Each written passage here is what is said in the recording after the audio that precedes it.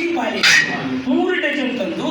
ಈಡ್ 1 litre ಹಾಲು ಹೆಂಗ್ ಮಾಡ್ತಾರೆ ಅದಕ್ಕೊಂದು ಪಾವು ಕಿಲೋ ಗೋಡಂಬಿ ಪಾವು ಕಿಲೋ ದ್ರಾಕ್ಷಿ ಪಾವು ಕಿಲೋ ಮಾಡಕ ಒಂದು ಅರ್ಧ ಕೆಜಿ ತುಪ್ಪ ಹಾಕಿದ್ರೆ ಸಾಕು ಅಷ್ಟು ಅರ್ಧ ಕೆಜಿ ತುಪ್ಪ ಸ್ವಲ್ಪ ಬಾಳೆ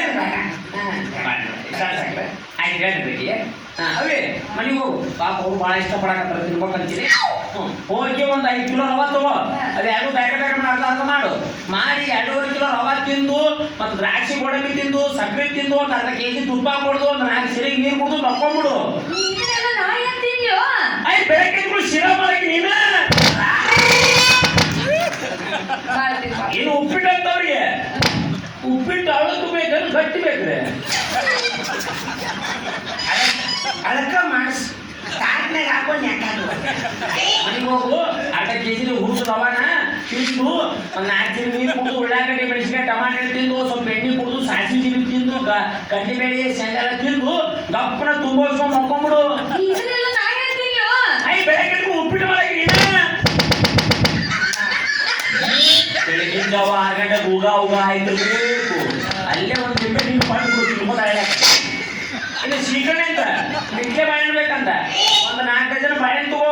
ಅದ್ರ ಕಚ್ಚಾಪಚ್ಚ ಚೆನ್ನಾಗಿ ಹೋಗ್ಬೇಡ ಇಡಿಯಾಡ ನುಂಗ್ಬಿಡು ನುಂಗಿ ಒಂದು 2 ಸಿರಿಗೆ ಹಾಲು ಕುಡಿದು ಸ್ವಲ್ಪ ಸಕ್ಕರೆ ತಿಂದು ಒಂದು ಸ್ವಲ್ಪ ಕೇಸರಿ ತಿಂದು ಮಕ್ಕೊಂಬಿಡು ಮತ್ತೆ ಅಲ್ಲಿ ಹೋಗಕ್ಕೆ ಹೋಗ್ಬೇಡ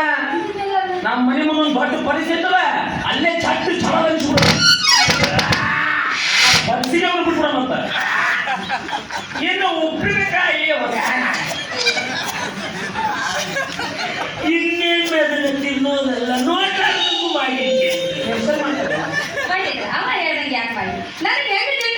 ಅಲ್ಲ ನಾವು ಹೇಳ್ಯಾನ ನೀವು ಮಾಡೋದು ಸ್ವಾಭಾವಿಕ ನೀವು ಹೋಮ್ ಮೇಡ್ ಬಾಳೆಹಣ್ಣು ಶೀಕರಣೆ ಬೇಡ ನಮ್ಮ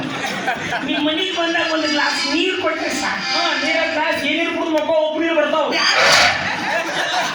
ಅದನ್ನು ಪೂರ್ತಿ ಸಂಶಯ ಇಲ್ಲ ಏನಿಲ್ಲ ಒಂದು ಗಾಳಿ ಮೇಲೆ ಇರ್ತೀನಿ ಒಂದು ಗಾಳಿ ಮೇಲೆ ಗಾಳಿ ತಿಂದು ಬಾಗ್ಲಾಕ ಮಕ್ಕಳು ಇವ್ರು ಬಂದು ಕದ ತಗೊಂಡು ಗಾಳಿ ಬಿಡ್ತೀವಿ ಏನು ಬೇಡ ನಾವ್ರೆ ಹಿಂಗೆ ಬಂದು ಹಿಂಗೆ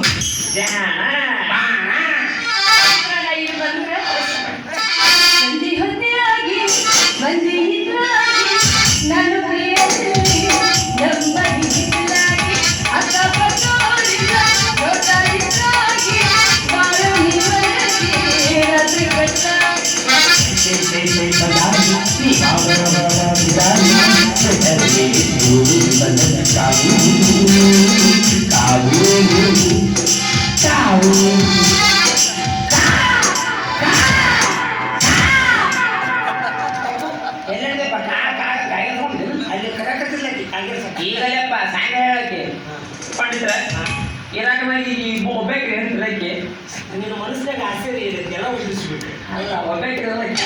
ನನಗೆ ನಾಲ್ಕು ಬಂದಿರ್ತಾರೆ ಮಾಡಿದ್ರೆ ಸೈಡ್ ಹೋಗಿ ಒಂದು ಮಾಡ್ಕೊಂಡು ಮತ್ತೆ ಸೈಡ್ ಹೆಂಗಾರಿ ಕಾಡ್ಕೊಂತ ಹೇಳ್ತಿರ್ತಾರೆ ಅಲ್ಲ ನಿಮ್ಮ ಮಣ್ಣಿನ ಕಾಡ್ನಾಗ ಬಂದಿಲ್ಲ ಅವತ್ತಿಂದ ನಿನ್ನ ಊಟ ಅದಕ್ಕೆ ಇದೊಂದ ಮದುವೆ ಮಾಡ್ಬೇಕಾದ್ರೆ ಇಡೀ ಊರಾಗ ಮಂದಿ ಎಲ್ಲ ಬಡ್ಡಿಯಾಗಿ ನಾವು ಮದುವೆ ಮಾಡಿದ್ರಿ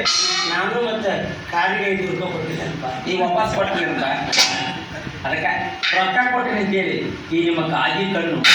ಈ ನಿಮ್ಮ ಹತ್ತಿರ ಕಣ್ಣು ನನ್ನ ಬಂಗಾರಗಳ ಮೇಲೆ ಮಾತ್ರ ಹಾಕಕ್ಕೆ ಹೋಗ್ಬೇಡ್ರಪ್ಪ ಏನಂತ ಮತ್ತೆ ತಿಳ್ಕೊಂಡಿಲ್ಲ ಇದನ್ನ ಮಾತಾಡಿದ್ರು ನನ್ನ ತಪ್ಪ ಅಂತ ತಿಳ್ಕೊಂಡಿಲ್ಲ ಬಂಗಾರ ನಾನು ಬೇರೆ ಯಾರು ಅಂತ ತಿಳ್ಕೊಂಡಿಲ್ಲ ಯಾರು ತಿಳ್ಕೊಂಡ್ರಿ